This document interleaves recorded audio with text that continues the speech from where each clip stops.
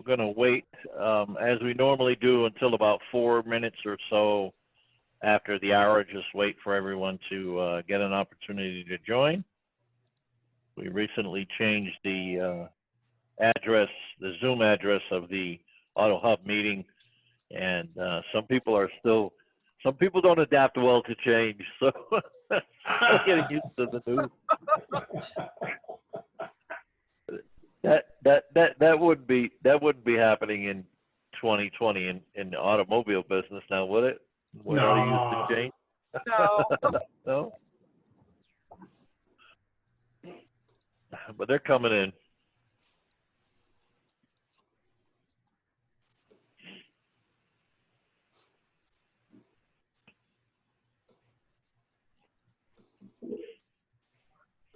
Derek is on the call. Good morning, Derek. Hello, Pam.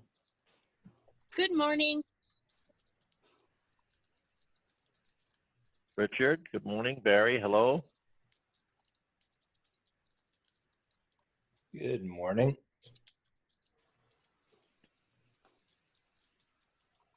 Sir. Good morning, everybody. Morning.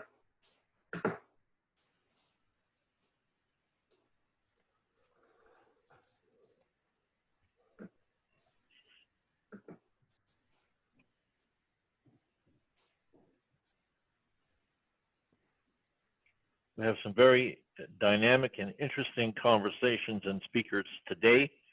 I am looking forward to, as we continue our series on digital retailing, I'm looking forward to bringing in the conversation about text messaging. You know, there's so much we could be talking about.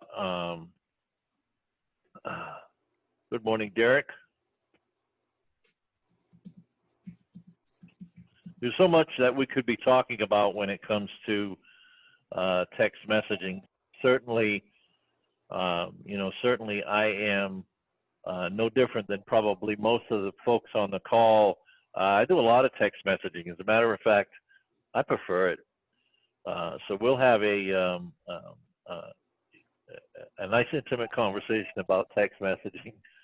I know that there's a lot of energy in the marketplace for service and fixed operations communication with fixed operations guests in our service departments when it comes to text messaging. Someone's chiming in saying, hey, I bought a car with text message. And it's funny that you would say that, Michael, because I just recently purchased a truck myself. And most of you know I live in Denver, Colorado. And the truck that I found was in Houston. And it was in the evening. It was in the evening when I found the truck, and I submitted a lead via the internet. And of course, you know, this is 2020. That internet lead went right to the salesperson. Dealership was long closed. It was after 10 p.m. It was 10 p.m. my time, which in Houston it was probably 11 p.m. And he responded right away.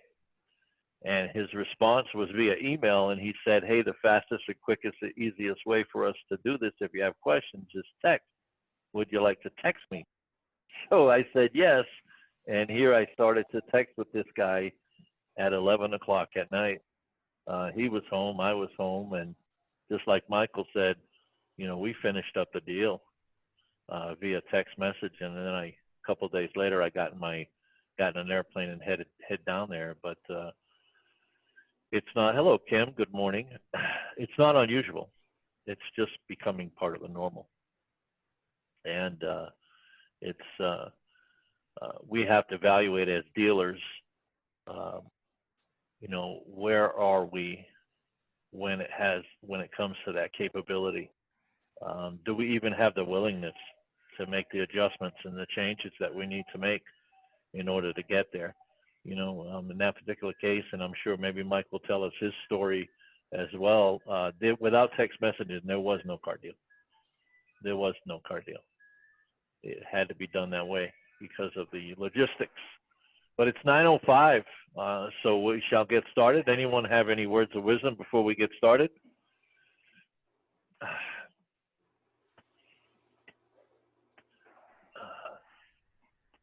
So let me see if I can pull us in here.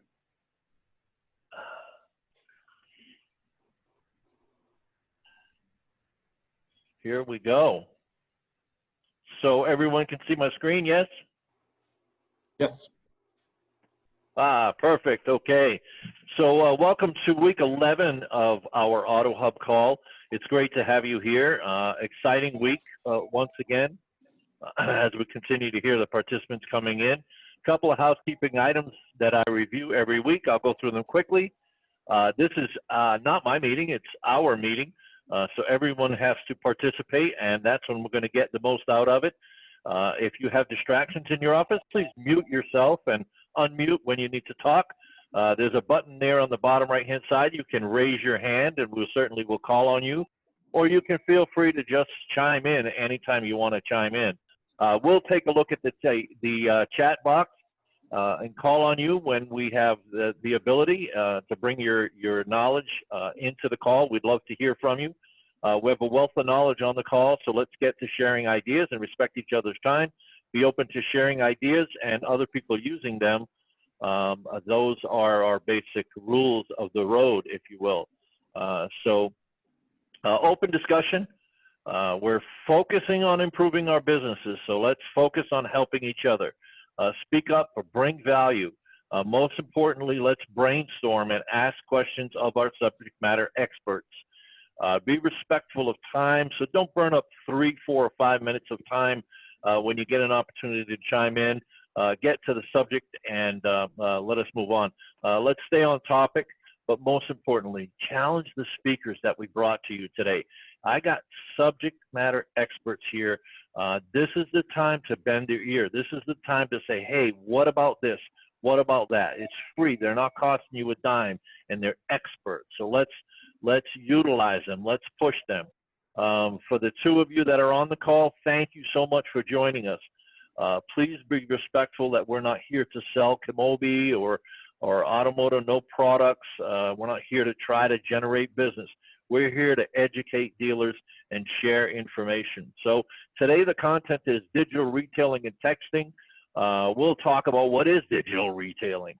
What is texting doing for us in the modern day dealer experience and customer experience, and the expectations of the consumer nowadays in 2020. As we've said so many times, modern technology and digital retailing is not coming to a theater near you. It's already in the theater. It's not coming. So the speakers that we have for you this week, Jon Corrigan. Jon is the VP of Sales of MotoInsight, and as well as Alex Wojcik, who is the Vice President of Sales and the founder, one of the founders of Kimoby. For those of you who have not heard of Kimoby, it is the premier texting solution for automobile dealerships in the world, probably, and a dynamic tool. But we're going to talk more about the benefits of texting and when and how we utilize that rather than worrying about what his tool does. We're going to get into how to utilize it, when to utilize it. So just a little bit more information to let you know, we have a Vendor Speak Friday session. We continue to work on that to evolve that so that you can get intimate with one of the guest speakers. Be sure to watch our website for more updates on that at www.autohubclub.com. Also on autohubclub.com, you'll find excerpts of these meetings and past meetings, white pages that the dealers have submitted to us, that the speakers have submitted to us, and such. So be sure to touch base with our website. Just to let you know, Rick, just to let you know, all the videos are updated. So there's videos for the last 2 shows are updated, just in case you missed that. Yeah, wonderful. Let's jump on there, guys, and check it out. Check it out. It's a great opportunity to share in a sales meeting someday. If you need some content, Ian has done a wonderful job for us in and chopping those things to manageable periods, manageable pieces of content. So they're great to watch in a sales meeting, 2, 3, 4-minute segments of what's happened on previous calls. So digital retailing, the new normal, what percentage of customers will buy 100% online in 2020? Well, what about in 2021? So if some of us are saying, hey, maybe 10%, 15% will buy 100% online in 2020, you got to think about that's 15% of my business. 15% of my business? That's a lot of business. Imagine not having a digital presence, right? We wouldn't survive. How important is texting? We'll talk about that. How will the process change for your staff going forward in 2021, both digital and communication? What's the new level of customer service? What's the new reality in retail? So let's get into the conversation. Ian, good morning, sir. Good to have you. Thank you. Thank you. Thank you. Let's get to introducing and speaking with our guests. Yeah, well, we have two guests. We have Alex and also from Kimoby. We're going to start with Alex. And as we discussed earlier, we do also have from MotoInsight, Jon Corrigan. And my understanding is Jon Corrigan is also going to have some help from one of his less technical people just to answer questions. And really the focus is on, how can dealers use these two tools to, more importantly, to communicate with customers what's the best practice, and why would you use these tools versus what you're doing now. So Alex, obviously we had a conversation about what's going on at Kimoby, and Alex has some slides to share. Alex, are you there? Hey, yeah, I'm there. Yeah. So obviously, when you're ready, you can share the slides. But Alex, maybe you can tell us a little bit more about Kimoby, and you're a co-founder. So why did you start the company? Good. So first of all, I think thanks for organizing this and having me as well on the webinar, and thank you for not screwing up my last name. So that's a good start. And thanks for everyone for joining again. I see a couple of customers, I think, in the webinar as well. So I'd like to thank you in advance for your business.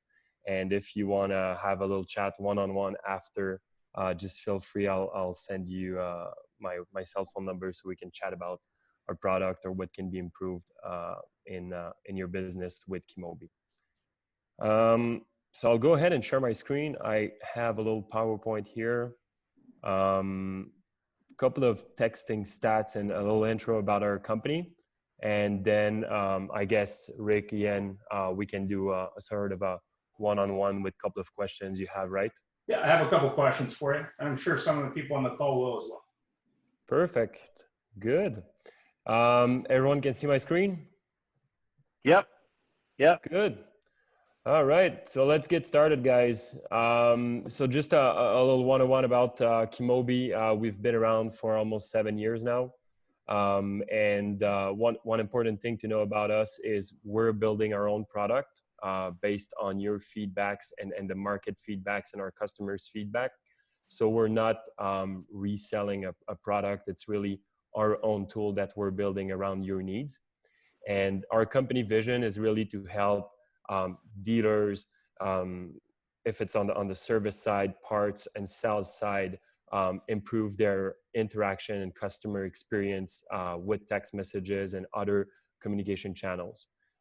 So what we're trying to do is kind of help you move away from the typical phone and email interactions and bring that online with a more digital experience. So like Rick was talking about, he bought a car by text message. So we're seeing maybe hundreds of transactions like that every week with Kimoby, parts deposit, vehicle sales. We're also seeing service invoicing and stuff like that by text message.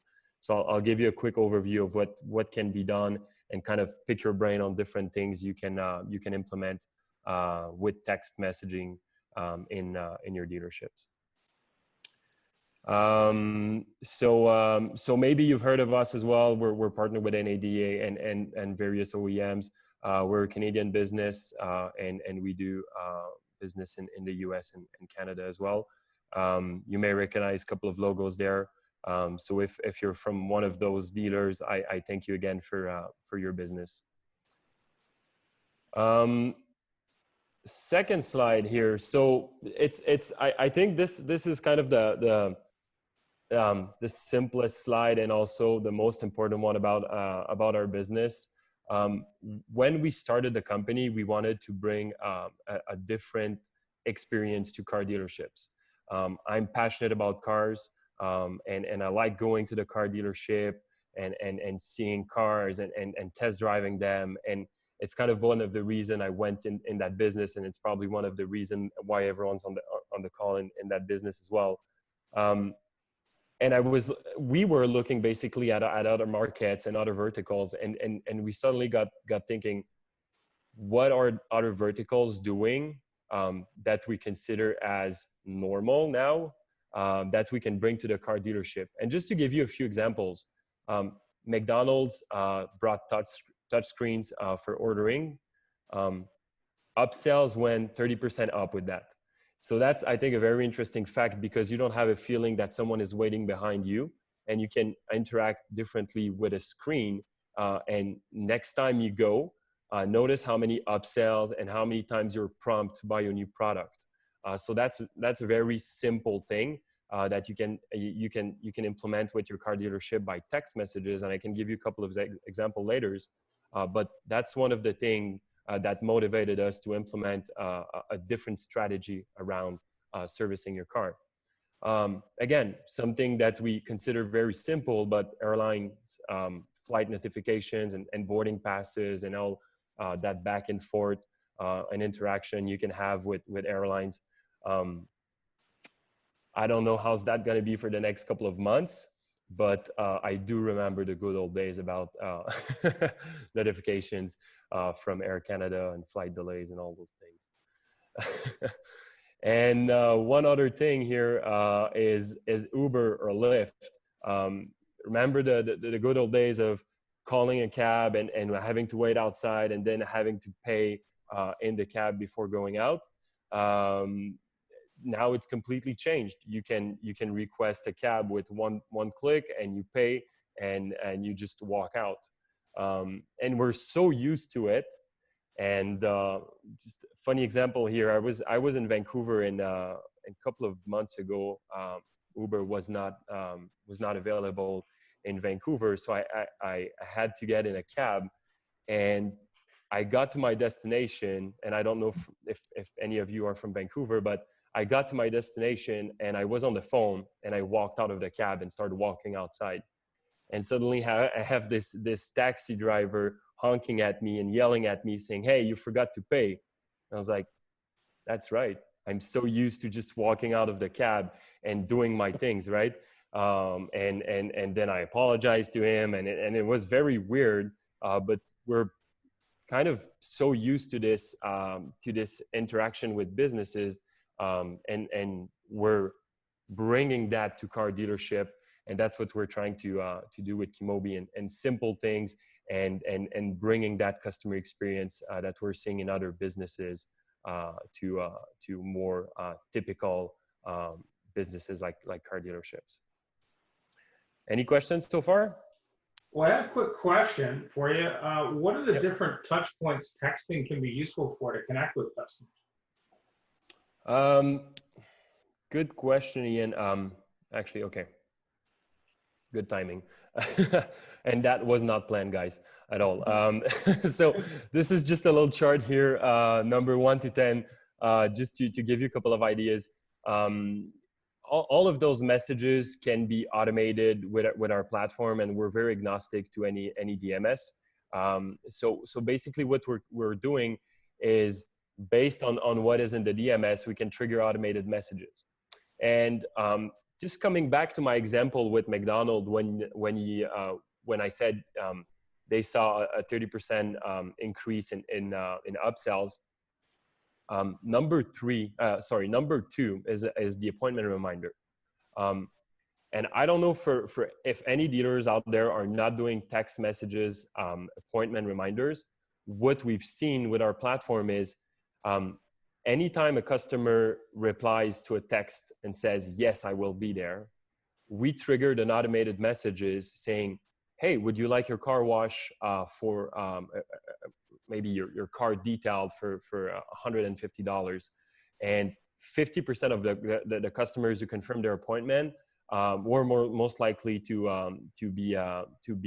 agree to that opportunity to have their car washed, because it was just a friendly reminder. But all that interaction was made automatically by text message from our platform.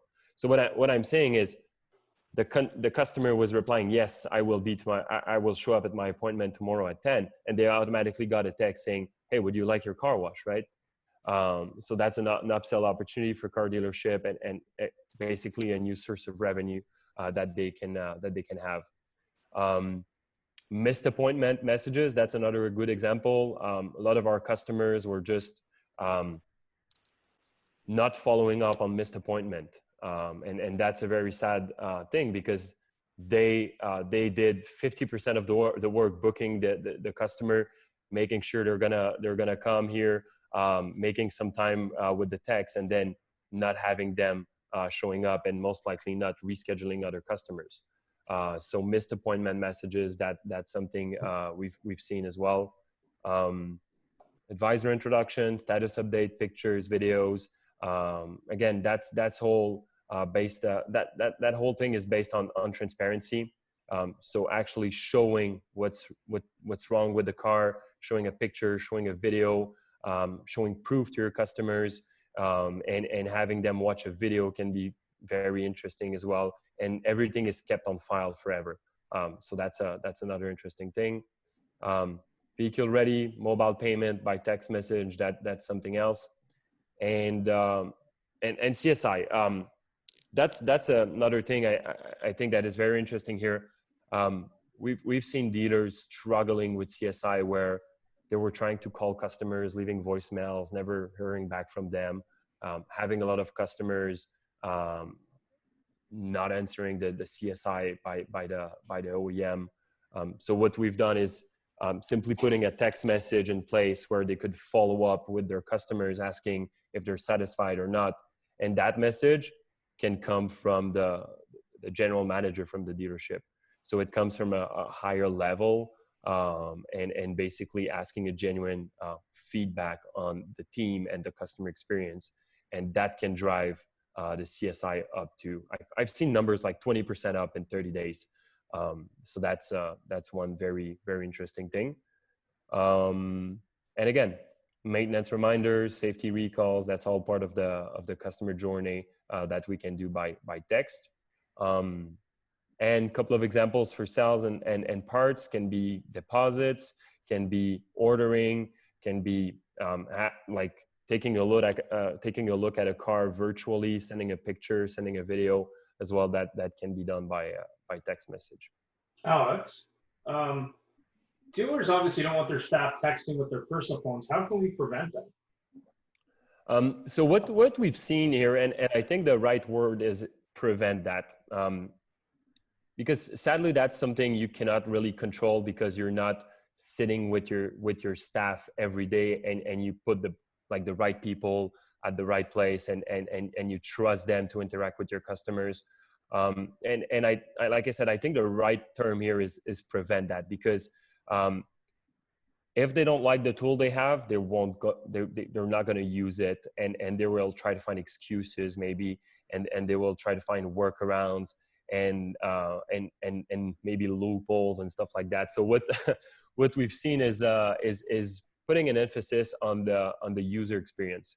And I don't know if you've seen our product, but it's a very simple app that they can use on any browser or any cell phone, Android and iPhone, and it makes it very easy for everyone, even not tech savvy people, to to send text messages and send pictures, videos. And I think that was that's a very good way to prevent that and make sure they're using that in a safe environment that is CASL compliant and TCPA compliant as well. So I think that's interesting thing here, just to prevent using their personal cell phone number. And can it be automated based on a CRM or a DMS? Yeah. So every messages I'm showing you on this screen here can be automated by the info in the DMS. So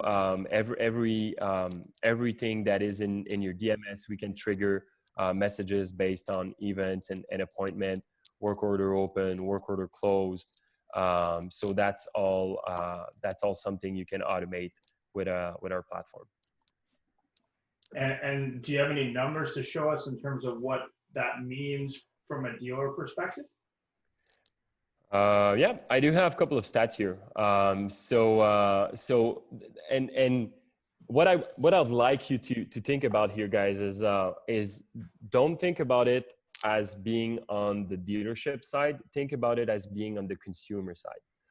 Think about your friend that said, well, I went shop at this dealership and that's what I had as a customer experience. They were texting me, and try to put you in the shoes of the customer buying a car at your dealership or servicing a car at your dealership, and think about.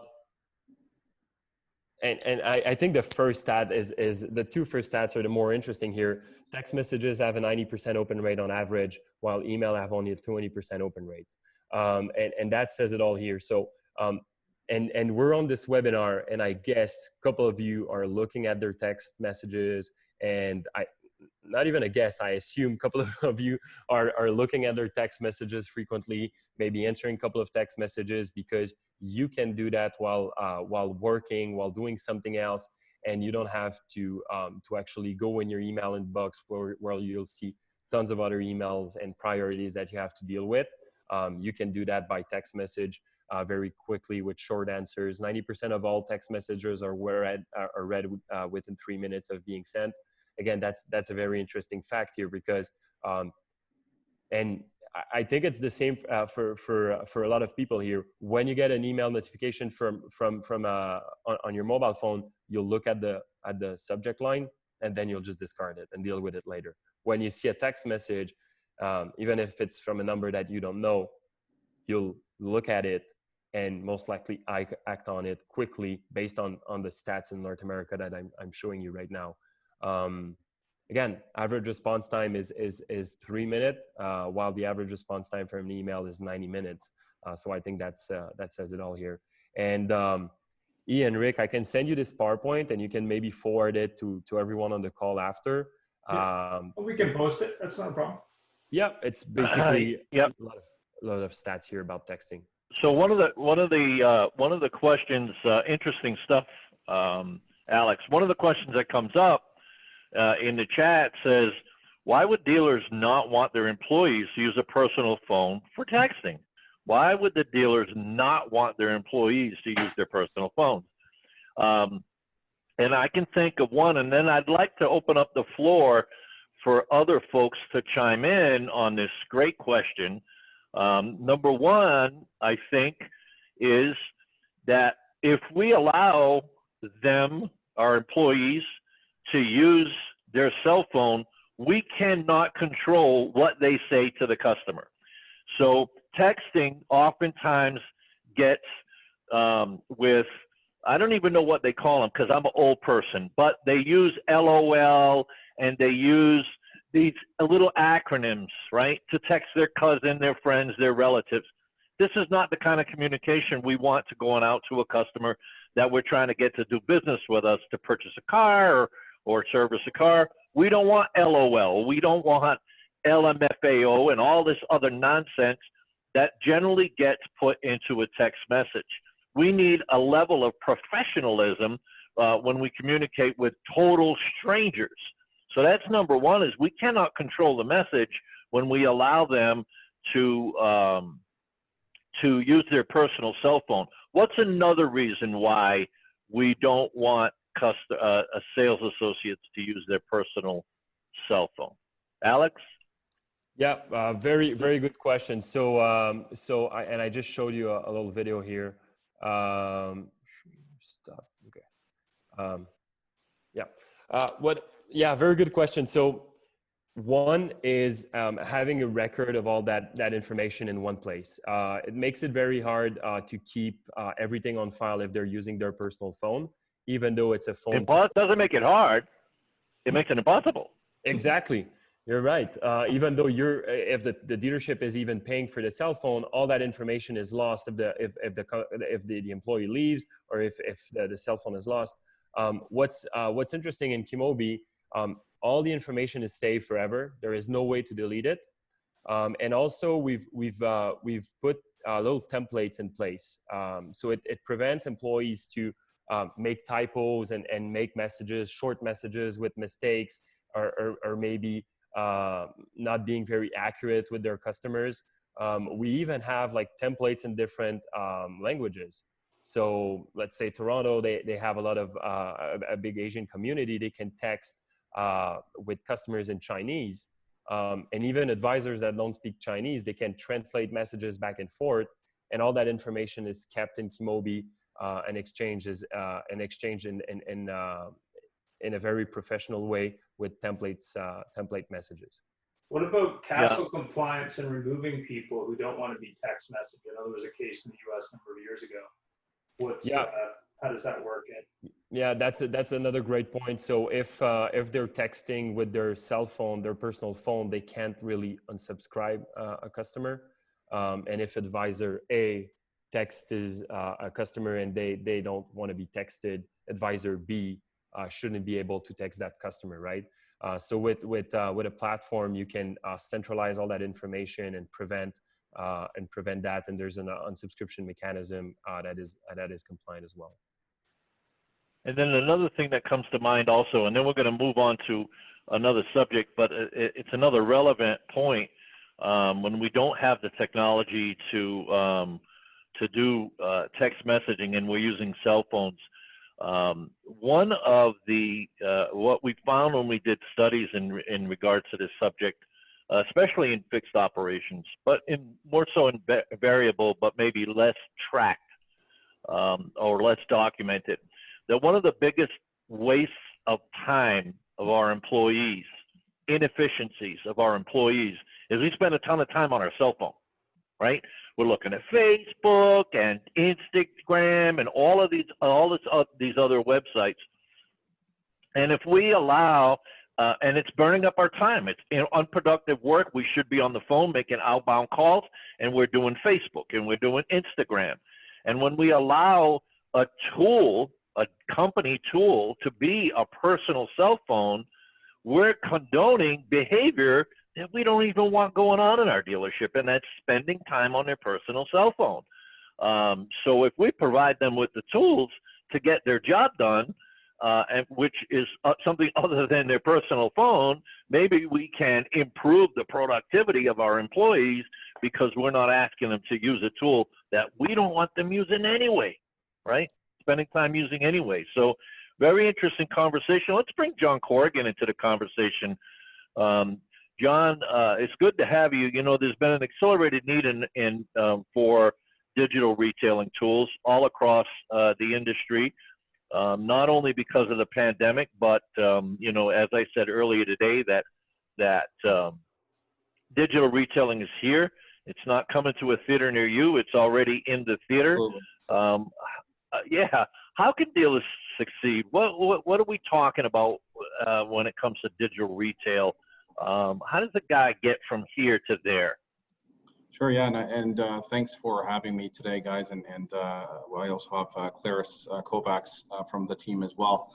But I think, I mean, it's a great question, Rick. I think, you know, dealer to dealer, different dealers are going to have different ideas and expectations as to what digital retailing means and how it can impact their business. I think that dealers that are expecting simply to plug in a technology and, you know, sell cars while they sleep, so to speak, may be disappointed, right? I think that they have to prepare themselves And it really needs to be adopted from the top down. So dealer principal, GM, needs to look at this as a sort of newfound strategy. It's not just putting a payment calculator or lead generator on your website. It's really sort of a new way of doing business. And you know, dealers that we've see them have the most success have really embraced it as what we would refer to as an omni-channel type of solution, which means the seamless connection between the online and in-store portion of the car buying experience. And I think that that's always been the biggest challenge with the car buying process. Is it's very fragmented in some ways, right? You have people that will start online, do a number of hours of research, perhaps select a piece of inventory, and then they go into the showroom and they have to start the entire journey all over again. And that's a very, very frustrating experience. So I think, you know, when we've really seen a lot of dealers have success, it's when they truly understand that it's about that connection. And it's not just about, like I said, plugging in a payment calculator or some form of lead generation mechanism. So I think bottom line, it requires adoption and it requires a willingness to embrace the experience through, you know, promotion, through working with their selected vendor. But it also requires discipline and the ability to really manage expectations. Because like I said, each dealer has a different idea of what digital retailing is going to mean to them. Yeah. So we're talking about, you know, a couple of weeks ago we mentioned the Carvanas of the world and these other folks that are doing digital retail in big numbers, Sure. and Vroom and Carvana. So what if I'm a dealer, John, or maybe Karis can join in the conversation, but if I'm a dealer and I see that going on in my market, that people are selling cars without store visits, what are some of the baits? And I'm not there. I haven't sold a car without a store visit at all. Yeah. Not even one. How do I go from not even one without spending $75,000? How do I go from not even selling one car Sure. without a store visit to I got some presents and I can do this now? How do I do that? I think that's the thing, Rick, and you touched on this at the very beginning of the conversation. It was about how do I sell a car completely online is something that I think you'd asked. And you know, our solution and a number of the solutions out there in the marketplace, I don't think the expectation is that we're going to do that, right? We powered years ago the Genesis at Home experience in Canada, which you may be familiar with, and that was truly an end-to-end car buying transaction. But I think that the reality is the majority of the market, the buying market, is not really ready for a full end-to-end experience. What they want to be able to do is seamlessly connect what they've done online with that in-store experience. And so I think you're looking at the Carvana and the Vroom model, and you're seeing the strong market cap and their stock. But if you really dig into it, you know, they haven't quite figured it out either, right? I think that that's true. There's a lot of reviews of Carvana out there that say like this, you know, that there's some real holes in the process. And I think, as I said, I don't think consumers are quite ready for a full end-to-end, and dealers are not quite ready either. And I don't think you go from selling zero to, you know, whatever percentage of your inventory on a monthly basis entirely online. I just don't think that's going to happen. I think when done correctly, a proper omni-channel modern retailing approach can help dealers sell more cars. It can help them through increased conversion rates. I think it can also drive increased profit through greater penetration on accessories and F&I. And I kind of happy to walk through this on Friday as to how we help customers on that. And then operationally speaking, reducing the time that a consumer is spending on that deal, because they don't have to go into the showroom and sit around for 4 hours on the couch and watch TV while paperwork's being done, right? And also it frees up your sales reps to do more, to follow up on those leads they might not otherwise have followed up on. And of course, as I mentioned, when merchandised correctly, dealers are going to see that considerable increase in sales in both accessories and protection plans. And I think CSI also, you know, is a metric that you can will directly impact your bottom line. And if you allow that connected experience, you know, it's going to result positively on your CSI. I'd like to have So a what little I bit of an, sorry, Rick. Just a little bit of an input here as well. So we can see that there is two sets of consumers. One who will self-serve through the process, and they're quite happy to sit on their mobile phone, go in their backyard, go on their laptop, and go through all those process steps. And you'll have the consumers who will do some part of the journey. So basically the whole omnichannel experience is supposed to be that you have to meet your consumers where they want to be met. Like if I want to do 2-3 steps of the journey, I need that resource in my virtual showroom who's going to be able to guide me through the rest of the process steps. Yep. Versus just trying to make an appointment and come in and test drive because they may not want to do that. But consumer expectations have changed and evolved so much. And it definitely has been accelerated in the past few months as well. And I feel like that automotive retail has been lagging behind. Like if we think of e-commerce in any other retail industry, like 10, 15 years. And now it's like we have to catch up. We're like, we have to meet the consumers in their journey where they are basically. And we've had an experience. I actually had the opportunity to speak to a consumer who bought the car online and they went to the dealership to pick up the vehicle. So what you have to make sure that now you've had that seamless experience online, it doesn't break at the dealership. So when I get there, you meet me, you provide that service that I've been able to go through online, which is intuitive, it's easy, it's time saving, it's transparent, and I trust you now. So you have to make sure that that's how the whole journey ends. And then that consumer is going to recommend your dealership, your process to anyone they know. Mm-hmm. So what I think I heard you say is that when a consumer is shopping on our website, and they shop on our website, when they're shopping on our website, we need to have the ability to seamlessly retract that information, their shopping history, let them save vehicles on our website, calculate their own payments so that when they get to the dealership, we can sit with them and intelligently review their shopping experience. Is that what you're telling me, or? Absolutely, Rick. And if you think about, I'll often talk to customers and I'll say, think about the consumer experience, right? There's any business to consumer type of e-commerce transaction. Think about that versus the traditional automotive website, which is traditionally an online lead form that, you say inquire on this or get e-price, get today's price, whatever that call to action is. And then it pops up and says, hey, give me your first name, last name, phone number, and email, and somebody will be in touch, right? And you think about that in any other B2C type of scenario, and it's kind of a silly experience when you think about it, right? If you think about going onto Amazon and you want to buy a 60-inch TV, if you hit add to cart and then it said, hey, before you do that, let's get your first name, last name, email, and phone number, and somebody will call you to be in touch about that product. That's kind of a funny way to do things, right? Customers are used to being able to go very deep into a process, perhaps even in the entirety of the process, but at least to a point where they feel comfortable. And to Claris's point, it's really about that, where a lot of digital retailing situations can really fall apart is that connection between that online and in store. And if you don't provide that seamlessly, then you've made a fragmented experience maybe slightly better, but not that much better, right? Because then they go in. So what are you suggesting? What are you suggesting needs to happen then? So I select the car. I like the red one, and I want to get further information. You're not suggesting that I have this form that I have to provide my information, my name and phone number, and email address. What do you suggest that my website is capable of doing? Sure. Well, at some point in time, of course, we're going to ask for some account information, right? But the idea is that we want to allow them to go into a shopping cart type of experience, similar to any e-commerce transaction, where they can have that selected piece of inventory.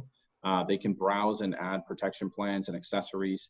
They can play around with their payment configuration with adding in a down payment, perhaps other things like a credit score and so on. To see how that might impact their pricing.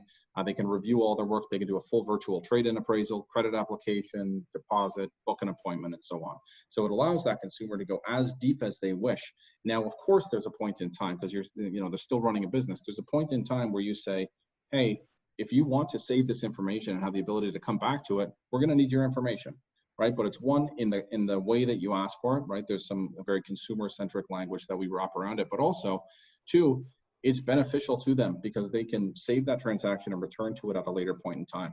And it's about that connectivity. If somebody saves that shopping cart, then walks into your showroom the next day without an appointment, you have to be able to pick that up and say, here, oh, is this your account, Mr. Customer? Great. And this looks like the transaction that you were doing? They say, yep, exactly. And then you pick it up from exactly where they left off. And that's an impactful customer experience. Yeah, and even if they don't come to the showroom, like our users or dealers have ability to see where the consumer is at exactly in their journey. So your follow-up is personalized. You're able to guide them through the rest of the steps versus just, well, I don't know how ready they are. You're not sure how ready they are or close they are to transacting. With the tool, you get notifications when there is activity in the platform, and you know exactly what part of the process has been completed and what hasn't. So your follow-up can focus on the rest of the pieces and ensure that the consumer feels that trust and transparency because of all the information is being laid out for them. So they have the opportunity to, at their own time, review everything. If they have questions, of course, then the product advisor or the sales rep has to be there to provide information on those questions, but everything is laid out in front of them. Yeah, great. So, Clarice, one more question that goes along with that. So I'm a dummy. I don't know how to do anything except sell cars, and I don't know anything about digital retailing except that I want to do it, right? And I have a website, dealer.com or whatever website I have. Somebody that the OEM recommended 3 years ago, and I've been with them for 3 years. And I don't have these tools. I don't have F&I products that the customer can put on and take off. I don't have payment calculators that they can calculate a lease. I don't have any of these things on my website. All I have is form submission. How do I get started? Do I have to just get a whole brand new website and go through all of that? Is that what I have to do? No, and I think we've seen that over the past couple of months that dealers who maybe in the past hadn't considered investing in a digital retailing tool, all of a sudden it became a need because basically you had no other way of communicate with consumers and having the ability to close some deals. And we've seen an increase in those clients, and like luckily our platform is super intuitive. It plugs into your current solution, and we provide training on all the different steps as well. But part of that is understanding how ready the dealership is at to change the way they operate. Basically, because just investing in a tool is not enough, like Jon mentioned. Like this is not a lead gen tool. It's a platform for you to communicate with your consumers and meet them in their journey, basically. And so once you make that decision to invest in a digital retailing tool, there's lots out there, then it's required to change the process, the way you operate. We need buy-in from the team. Like we need everyone in the dealership to understand like what's in it for me? Like how is this gonna benefit me? How is it going to make it easier for me to close more than one deal or work more than one deal at any one time? And have the efficiency that I can follow up exactly where the consumer is at and have a better response rate. So once we determine that you're ready, you bought into the program, is training, practice, and becoming a habit, like building a habit and an operational efficiency around using that digital retailing tool. And I think Jon, sorry. There was a question from, I mean, there was a comment in the chat box from Scott Carmichael on that. It's talking about from a CRM perspective that salespeople have to, obviously be involved from the beginning of the process. So that way, if they're on the website and then they go into a digital retailing tool, so that way there's consistency, but more importantly, there isn't fighting between the different sales staff at the store. And I think that's a valid point. And I guess my question would be, if I have a website for my dealership and, I get leads that way, and then they go into a digital retail, what's the upside of digital retail versus just having a lead capture and then following that person up? So that, I guess, would be my question from a dealer perspective. Like, what's the cost of acquisition if they go into that? What's the drop-off rate? How does that work?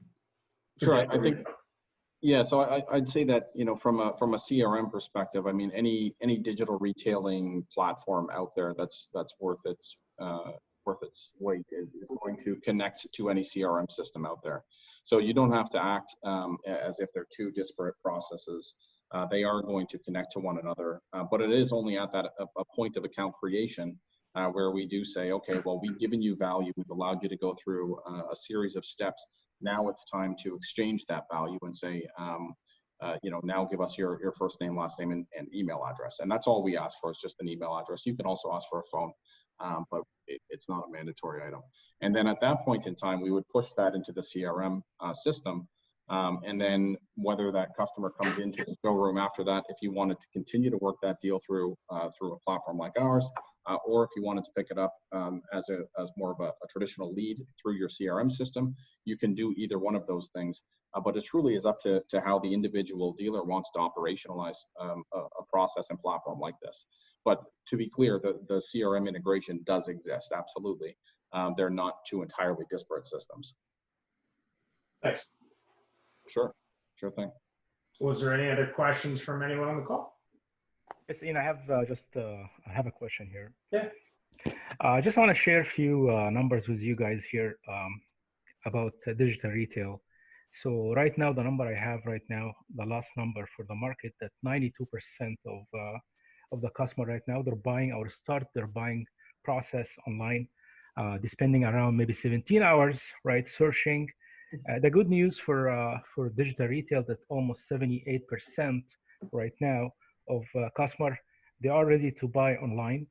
And also our visit to the dealership is down like 1.6 right now. So we don't have enough traffic coming to the dealership. But I've been, John was talking about Genesis Canada. I've been in the training with Genesis Canada for almost a week in your process, John. But when we did Genesis Canada, the only reason we thought it's going to be very successful because number one, we don't have inventory. Number two, we don't have any overhead cost, right, to sell these cars.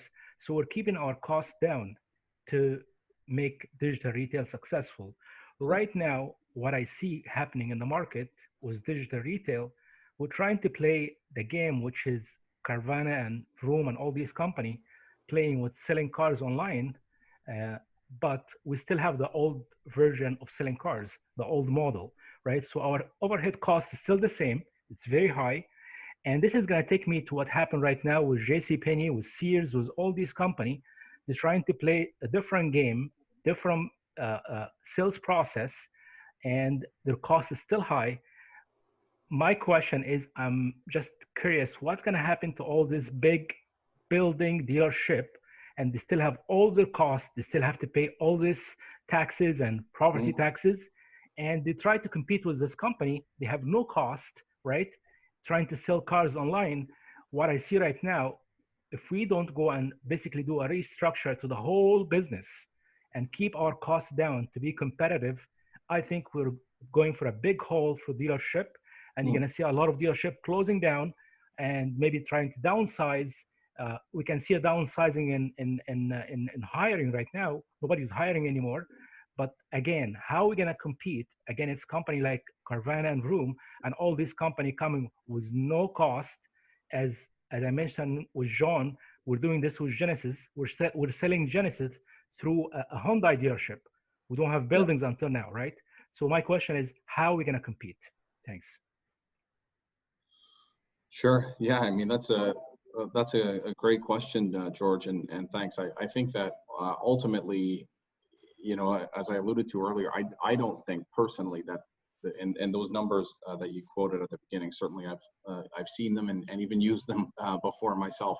But I think that, you know, I can safely say that there's a small percentage of the clientele out there that is fully prepared to buy a vehicle entirely online, right? It is a especially a new vehicle, I think. It's an expensive proposition, right? It's the second biggest investment that you're going to make. And I think generally speaking, obviously a test drive, though that can be done in the comfort of your home, of course, they can just deliver it. but I think the consultative approach of that salesperson has to evolve, right?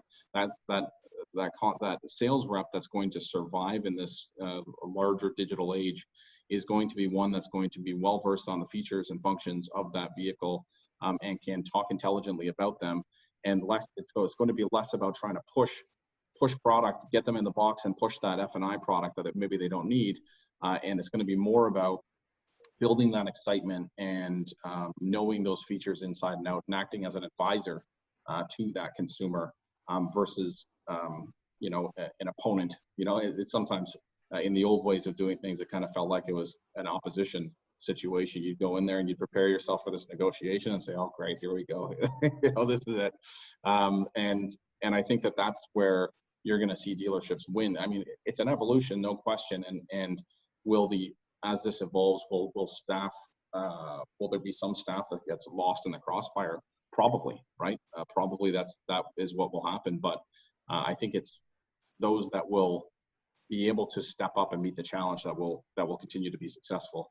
And for the foreseeable future, at least, I think there's always going to be a need for the brick and mortar, because again, it's a very expensive investment, and people want somebody to bring them at least through the finish line, if not from the get-go, but through the finish line at least, and walk them through all those cool features and functions that they're spending a ton of money on. 100%. Yeah, very interesting. Good conversation. Ladies and gentlemen, it is about 9:56 here in Mountain Time, and I always like to commit to getting you out of here before you start dropping off anyway on your own. I want you to bring your attention to the chat box. Alex has entered in a link to an interesting article that was provided by CBT News. If you're not familiar with CBT News, it's a great resource. It's an online news channel for car business today, and it's an interesting article about competing against the Carvanas of the world and online digital retailing. And if you go into the chat box and grab a hold of that link, I think it's good reading for you about some best practices and good ideas when it comes to digital retailing. I want to tell you that it's been a pleasure to have you here today. Clarice, thank you so much. Very inspirational, the things that you shared with us. John and Alex as well.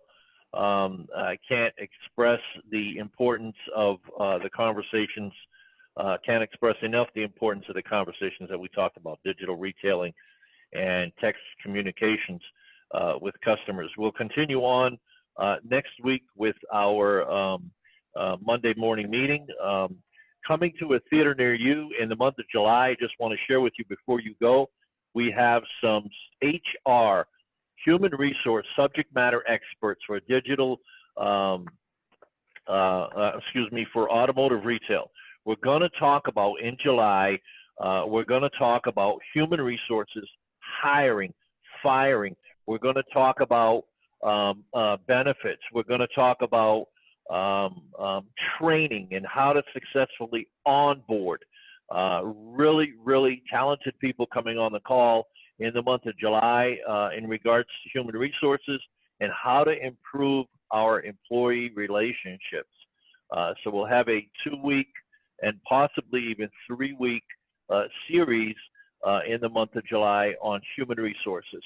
So it's great to have everyone, and all of you that are on the call, we'd love to have you on those calls. So be aware of those coming your way. Look on LinkedIn, stay engaged with us on LinkedIn, and communication with Ian in regards to what's happening in July. It's good stuff that we don't learn every day. So any other parting thoughts, Ian, before we go? Yeah, I had a couple people reach out from me saying, is the recording going to be available on AutoHub Club? And it will be. It takes me some time to put it online. And as Rick said, I'm going to be putting up a new section with smaller short videos that you can play at your dealership or with your team on the specific topics that are a couple minutes long, that I will also be putting on LinkedIn, probably scattering them throughout the week. The reason for the HR conversation was we've had a lot of dealers from our survey that we sent out were very interested in how do we hire and train and retain customers? The statistic was in automotive, I think it's an NADA statistic. Auto dealers lose about 30% of the staff they hired just over time. So it's a big problem that we really need to discuss, how to hire the right people and retain them. That was it for me. Any other parting thoughts? No, Ian, thanks thank you so everybody much. for all the great information. Thank you. Love it. Okay. Thanks, And everybody. there was a question from one of the attendees on Kimoby. Is it an app? Is it a website? Is it both? I'm sure that will be apparent on the Kimoby website, but that's another great question that came up from Kim. Yeah, it's both mobile app and web app that you can connect. Think about it as your LinkedIn profile when you connect on a website or a mobile app. I'll to you directly soon. Yeah, guys, thank you, Ian and Rick, for organizing this. Yeah, no worries. Yeah, thanks, Ian. Pleasure to have you. Pleasure to have you. Good Thank you energy so much. this morning. Thank you, guys. All right. Cheers. Thank you. Bye.